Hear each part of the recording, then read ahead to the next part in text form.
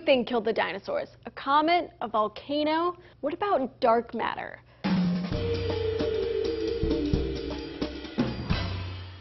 Hey guys, Julia here for D-News. Over 65.5 million years ago, a comet slammed into Earth, sending a giant death plume of debris into the atmosphere, killing almost all life on Earth, including most of the dinosaurs. We figured this one out. We've got the evidence, a huge crater in the middle of Mexico's Yucatan Peninsula. But what set that comet hurtling to Earth in the first place? Well, some geophysicists like Michael Rampino from New York University noticed something strange in the fossil record. They found that every 30 million years or so there seemed to be a mass extinction. Some of these were smaller extinctions, but most of the big five mass extinctions match up with this timeline.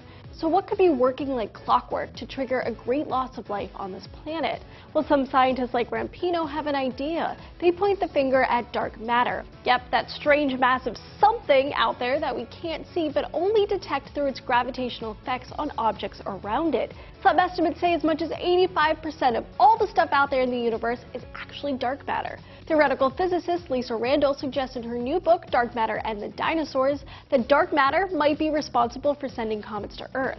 So there might be dark matter concentrating in the center of our galaxy, the Milky Way, and it forms a kind of thin cloud. Randall suggests that maybe it's more of a disk made up of particles 100 times larger than a photon. The disk might be thin and dense. As our solar system moves through the disk, it bobs up and down like an apple in a barrel full of water. And those bobs are pretty regular, about every 30 million years or so. Because the disk is so dense, the gravitational tug would affect planetary bodies in our own solar system. It could even knock comets loose from their orbit in the Oort cloud, a cloud of dust and comets, and might send them towards Earth. And maybe this was the case for the rogue body that slammed into Earth 65.5 million years ago. But it's not just rogue comets this dark matter cloud could trigger, it could also trigger volcanoes. That's what Rampino suggested in an article published in the journal Monthly Notices of the Royal Astronomical Society. He claims that the dark matter particles gather in clumps in the disk, and those clumps get swept up by the Earth as it passes through the disk. These particles collect in the center of the Earth where they reach sufficient densities to annihilate each other, which produces enormous amounts of heat.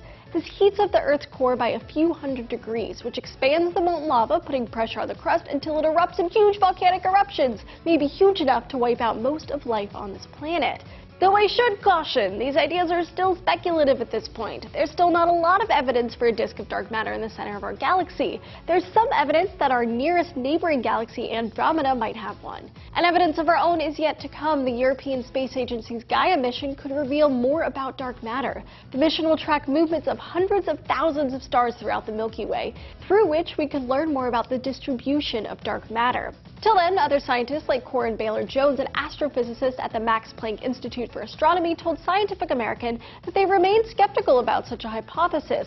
Some claim that the evidence is scarce for a clumpy dark matter disk, and others like Baylor-Jones even question the periodic nature of mass extinctions. So while it's a very cool hypothesis, I mean, who doesn't love dark matter, dinosaurs, and volcanoes in one hypothesis? I'd say more research is needed. So what do you think about all this? Awesome hypothesis or a little out there?